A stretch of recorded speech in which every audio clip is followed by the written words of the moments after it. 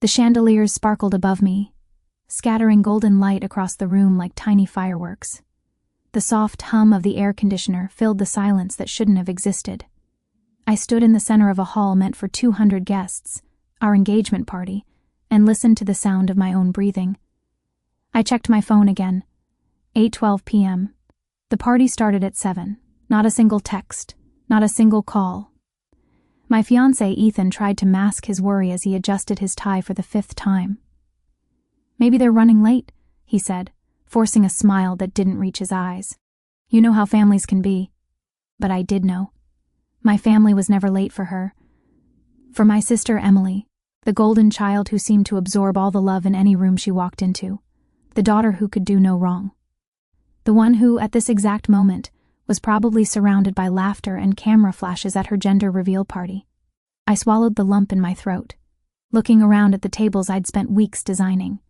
Each centerpiece had delicate white roses, golden ribbons, and name cards that would never be read. My mother's name was still propped up neatly beside my father's. My sister's card sat between them, taunting me with its untouched perfection. "Do you think they forgot?" Ethan asked gently. "No," I whispered. "They didn't forget, they just chose." The first guests to arrive were strangers, Ethan's co-workers, a few of my university friends who didn't know the whole story. They congratulated us, complimented the decorations, and smiled for photos. I smiled too, careful not to let the edges of my lips tremble. But every time I glanced at the door, I imagined them walking in. My mom with her red lipstick and pearl earrings saying, "Sorry we're late, honey." My dad carrying his proud smile. Emily with her perfect hair and her husband's arm around her waist, maybe holding pink or blue balloons from her big reveal, except the door stayed closed. By 9, most of the food had gone cold. The cake, a beautiful 3-tier masterpiece with gold flecks, sat untouched. The photographer had packed up, leaving me with a handful of pitying looks. Ethan came up behind me, resting his hand on my shoulder. "You don't owe them anything, you know," he murmured. "They made their choice." I nodded, but my heart wasn't ready to agree. Because family isn't something you just let go of. Family is supposed to be there. Not just for your victories, but for the moments that shape you. I excused myself and walked outside, the cool night air cutting through my skin. My phone lit up again, not with messages but with silence. Instagram stories, all from the same place, Emily's backyard. Balloons, confetti, blue smoke, laughter. "It's a boy," her caption read. Hundreds of comments flooded beneath it. Congratulations from friends, family, even neighbors. My mother's comment was right at the top. "So proud of you, my sunshine girl." My thumb hovered over the heart icon. For a brief, foolish second, I wanted to double tap it. To pretend I wasn't hurting. That I wasn't standing alone in a dress I bought months ago, dreaming of a night that would never come. But I didn't. I put my phone down and stared at the sky. When the party finally ended, Ethan and I were the last ones left. The hall was quiet again, just as it had been in the beginning. The candles burned low, their wax pooling into soft, shapeless puddles. I sat down at one of the empty tables, running my fingers over a name card. Mom. The paper was smooth, untouched, unclaimed. Ethan knelt beside me. "You deserve better than this," he said softly. I smiled weakly. "It's fine. They just have different priorities." But we both knew it wasn't fine. It was the kind of wound that didn't bleed. It just stayed there, buried under your ribs, waiting to ache again later. As we packed up, the manager approached with a polite cough. "Miss, a delivery came for you earlier. I left it near the entrance." I frowned. "A delivery?"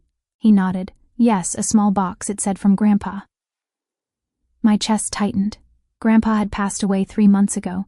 He'd been the only one who ever stood up for me, the only one who saw me, not as Emily's sister, but as me. I walked to the front and found it sitting on the counter.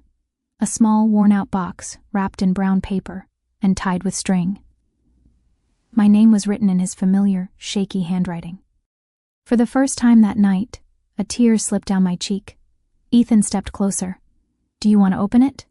I nodded slowly, but just as I reached for the string, my phone lit up on the counter. Buzz, buzz, buzz. The notifications wouldn't stop. 72 missed calls, all from Mom, Dad, Emily. And then, a message popped up on the screen. "Please, pick up. Something's happened." I froze, my hand still clutching the unopened box. The hall was empty except for the hum of the air vents and the faint rustle of ribbons left behind. I stood frozen, staring at my glowing phone screen. 72 missed calls. The same people who hadn't sent a single message all evening were suddenly desperate to reach me. Ethan noticed my expression and stepped closer. "What's wrong?" I turned the screen toward him. His eyes widened. 72? From your family? I nodded slowly, my fingers trembling. "I don't understand. Why now?" The phone buzzed again. Another call. "Mom." For a moment I wanted to decline it, to let them feel the silence I'd felt all night. But something in my gut twisted, and I pressed accept. "Mom?" Her voice came through shaky and breathless. "Oh, thank God, Lily, are you okay?" I blinked. "Am I okay? I should ask you that. What's going on?" There was chaos in the background, sirens shouting, the kind of noise that didn't belong to a celebration. "It's Emily's party," Mom stammered. "Something went wrong. The fireworks, the reveal, it exploded. There's smoke everywhere. We've called the fire department. Your father inhaled too much of it. And Emily's crying." "Wait, slow down," I said, gripping the counter. "Is everyone safe?" I don't know yet, but please come home." Her voice cracked. "We need you." And then the call dropped. For a few seconds I couldn't move. The contrast between my quiet hall and the chaos on the other end of the phone felt unreal. Ethan placed a hand on my shoulder. "Lily, you don't have to go right now." I looked at the small brown box again, Grandpa's box. The timing felt impossible, almost fated. "I'll just open this first," I whispered. "Then I'll decide." I sat down, untying the faded strings slowly, like unwrapping a memory. The paper fell away to reveal a dark wooden box, its surface worn and smooth, smelling faintly of cedar. Inside, nestled in a bed of folded cloth, was a single envelope and a small brass key. The letter was written in Grandpa's familiar handwriting, slanted, shaky, but full of warmth. "My dearest Lily, if you're reading this, I'm probably gone. And I hope I've found peace, knowing you've finally found your own. I've watched you grow with a kind heart, even when the world around you wasn't kind in return.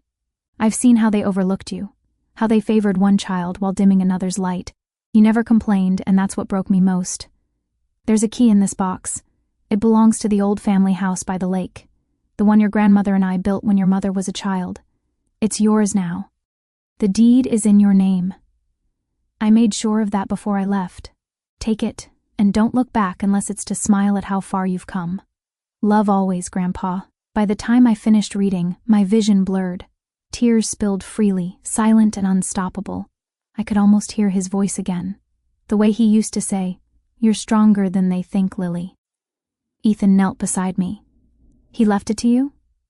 I nodded. He must have changed the paperwork before he passed. He never told anyone. Maybe he wanted to protect you. I looked at the key in my palm, small but heavy with meaning. For once, someone had seen my pain and decided I deserved more than leftovers. The phone buzzed again. This time, it was a message from my sister. "Emily, please come to the hospital. Dad's coughing badly. Mom's losing it. I know you're mad, but we need you. Please." I stared at the screen for a long time. Her words felt strange, stripped of pride, of superiority. Just raw, desperate. Ethan looked at me carefully. "Do you want to go?" I exhaled shakily.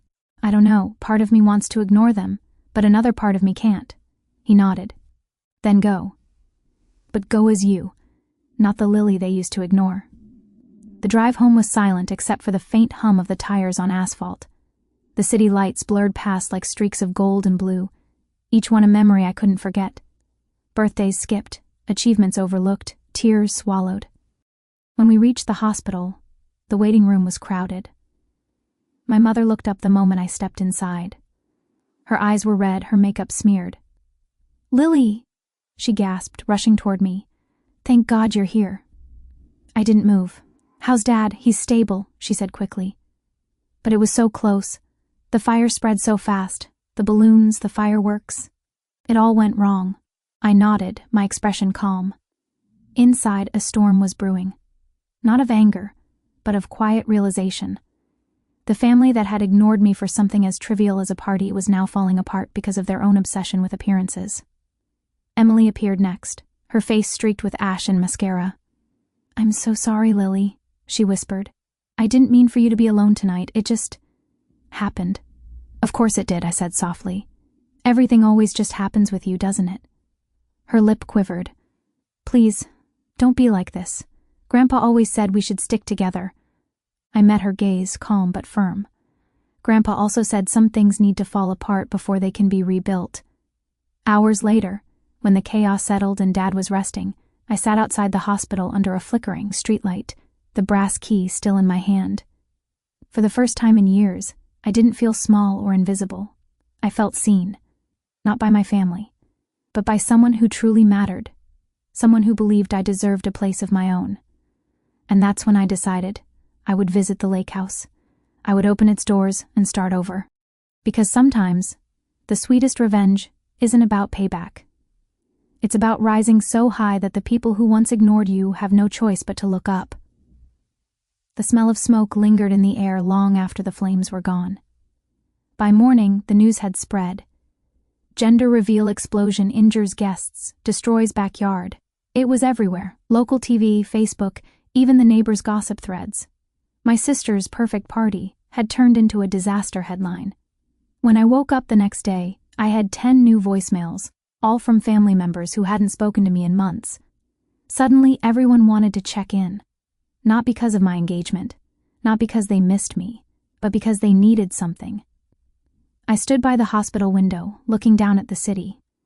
My father was still recovering from mild smoke inhalation. Mom sat beside his bed, scrolling through insurance claims, muttering under her breath about how much it was all going to cost. $30,000, she whispered, shaking her head. "That stupid event company is saying it's not their fault. We'll have to cover the damages." "Can't you file for property insurance?" I asked quietly. She looked up, her expression tight. "We canceled it last month. Your father said we didn't need it anymore."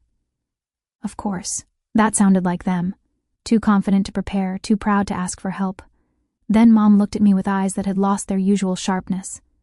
"Lily, we might need to borrow some money, just until we get things settled." I stared at her, blinking slowly. "You need my help?" Her lips pressed together. "I know you're saving for the wedding. We'll pay you back."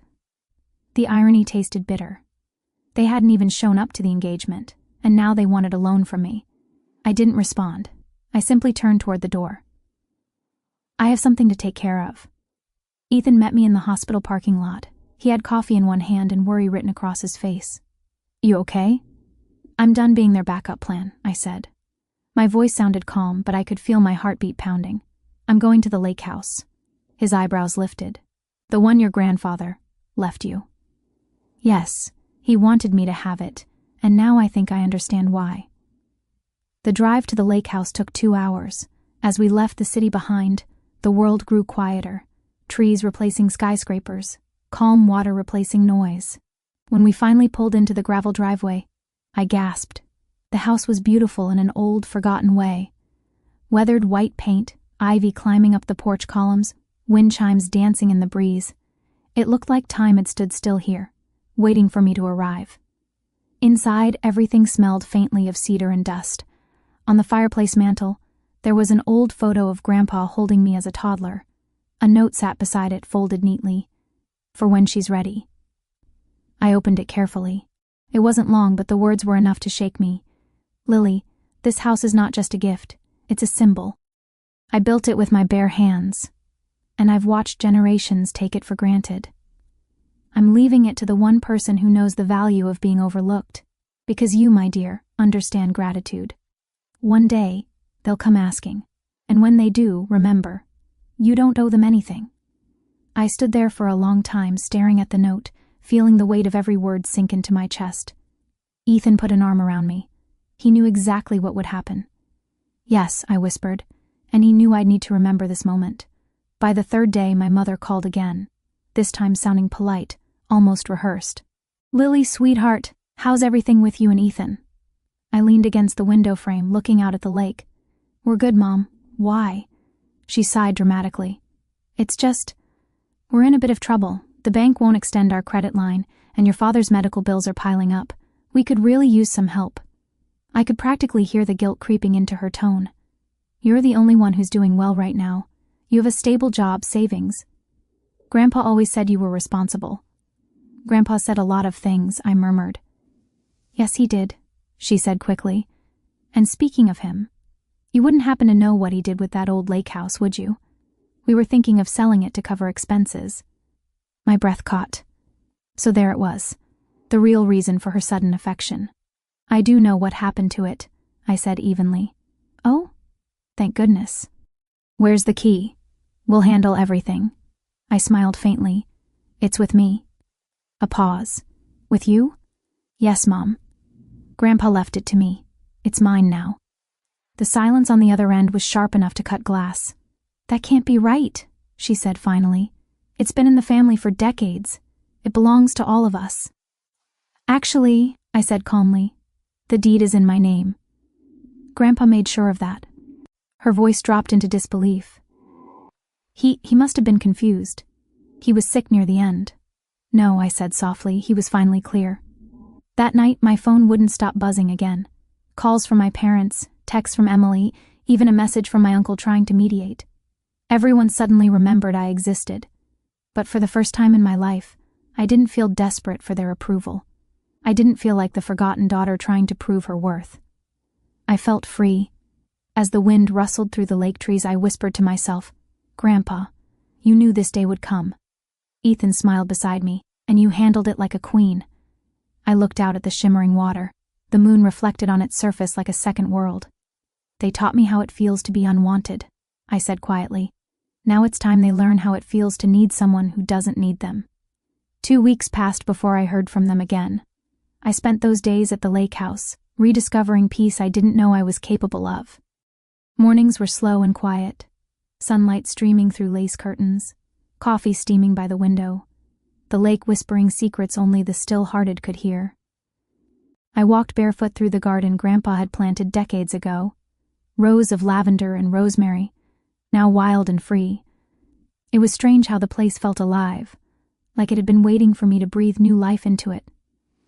I started sketching again, reading, laughing, living, and every evening I'd check my phone. More missed calls, more messages, but this time I didn't feel that familiar sting of guilt. I simply turned the phone face down and went back to the quiet. Then one morning, Ethan found an envelope slipped under the front door. It was from my mother. The handwriting was rushed, messy, not like her usual elegant loops. Inside was a single-page letter. Lily, I know you're angry, you have every right to be, but please understand. Things are bad here. The fire destroyed more than we thought. The backyard repairs alone cost a fortune, and the city is fining us for violating safety codes. We could lose the house. You've always been the sensible one. Please just lend us some money, or let us sell the lake property. You don't even live there. We're still family, aren't we? Love, Mom. I read the letter 3 times. Each time it hurt less. That afternoon I invited them all to the lake house, my parents, Emily, and even her husband. I told them it was important. When they arrived, the air was thick with tension. Emily was the first to step out of the car. She looked exhausted. Pale, eyes red, her perfect facade cracked for once. Mom followed, glancing around. It's smaller than I remember, she said quietly, trying to sound unimpressed. Dad coughed weakly, his voice hoarse. Why'd you call us here, Lily? I smiled politely. You said you wanted to sell the property. I thought we could talk about it. We gathered in the old living room.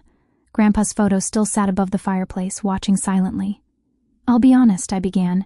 When you all didn't show up at my engagement party, I thought I'd never speak to you again. But then Grandpa's gift arrived, and when I opened it I realized something. Maybe he wanted me to see who my family truly was before giving me this house. Mom's eyes darted to the photo. He was old, Lily. He didn't mean to exclude anyone. I pulled out the folded document from my bag, the official property deed stamped and notarized. He wasn't confused. He left everything here to me. The land, the house. Even the trust account linked to it. Their faces froze. Emily blinked, her lips parting. That's not fair. Grandpa always said this house was family property. It still is, I said softly. I'm part of the family, aren't I? Mom's cheeks flushed. We raised you, Lily. You can't just... I can. I interrupted gently. And I already did. For a moment no one spoke. The only sound was the wind brushing against the window. Then Emily stood abruptly. Fine. Keep it. You've always been jealous anyway. I looked at her, calm and steady. Jealous? You had the spotlight your whole life. The parties, the attention, the praise. You didn't even notice when I stopped trying to earn it. Because I realized something. The spotlight only blinds those who live in it too long. Her mouth opened, then closed. She had no reply. I turned to my parents. You wanted to sell the lake house to pay your debts. But you don't need to, because this isn't just about money, it's about lessons. You taught me that I didn't matter. Grandpa taught me that I do. So here's what's going to happen. They watched me, wary. I'm not selling the house, I said. In fact, I'm moving in permanently. Ethan and I are turning it into a design retreat. A place for people who've been overlooked, dismissed, or told they'll never make it. Mom frowned. You can't possibly afford that. I smiled faintly. I can now. Grandpa's trust covers the restoration costs. He thought of everything. Dad exhaled sharply, his shoulders slumping. So that's it? You're just cutting us off? I met his eyes, the same eyes that had looked through me my entire life. No, Dad, I'm finally cutting myself free. They left soon after, quietly, bitterly. No yelling, no final words. Just the sound of tires crunching on gravel and the soft echo of everything that was unsaid. As the car disappeared down the dirt road, I stood on the porch, breathing in the cool evening air. The lake shimmered gold under the setting sun. Ethan came up beside me, slipping his hand into mine. You okay? I am, I said, and realized it was true. For the first time, I really am. He smiled. That was brutal. It wasn't revenge, I said softly. It was balance. He kissed my forehead. Grandpa would be proud. I looked toward the water. Calm, endless, forgiving. I hope so. Weeks later, photos of the lake house began circulating online, not from my family, but from visitors. The lakeside renewal retreat, they called it. Artists, writers, and dreamers came to stay for a few days, to heal and create. Sometimes I'd get messages from people who said the place felt like it was built with love. And I'd smile, because in a way, it was. One evening, as I sat by the porch with a cup of tea, my phone buzzed again. A message from Mom. Saw an article about your retreat. It looks beautiful. Grandpa would be happy. For the first time, I replied. He is. So am I. Then I set the phone down, closed my eyes, and listened to the gentle rhythm of the water against the shore. The sound of peace, the sound of closure. Epilogue. Sometimes the sweetest revenge isn't loud. It's not about proving them wrong. It's about proving yourself right. About walking away so gracefully that the echo of your footsteps is louder than their apologies. And that's exactly what I did.